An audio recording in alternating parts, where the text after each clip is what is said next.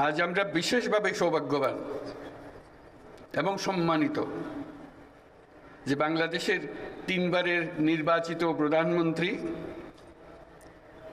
বীর মুক্তিযোদ্ধা শহীদ রাষ্ট্রপতি জিয়াউর রহমানের স্ত্রী বেগম খালেদা জিয়া আজ এখানে আমাদের মধ্যে উপস্থিত আছেন।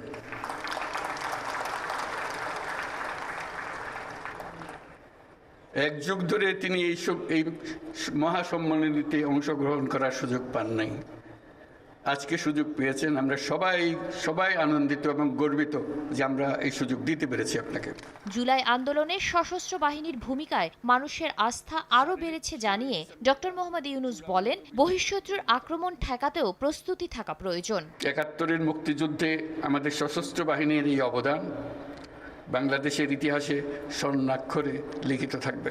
বাংলাদেশ বর্তমানে অন্যতম বৃহৎ নারী শান্তিরক্ষী প্রেরণকারী দেশ হিসেবে বিশ্বে পরিচয় লাভ করেছে। সাম্প্রতিক বৈষম্য বিরোধী ছাত্র আন্দোলনে এবং পরবর্তী সময়ে দেশের ক্রান্তিলগ্নে সশস্ত্র বাহিনী বরাবরের ন্যায় মানুষের পাশে এসে দাঁড়িয়েছে।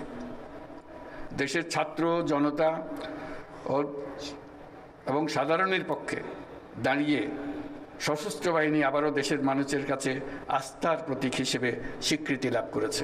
এর আগে সকালে শিখা অনির্বাণে দিবসটি উপলক্ষে ফুল দেন রাষ্ট্রপতি মোহাম্মদ শাহাবুদ্দিন। এরপর সেখানে শ্রদ্ধা জানান প্রধান উপদেষ্টা। রীতি অনুযায়ী ফুল দেন 3 বাহিনী প্রধানও।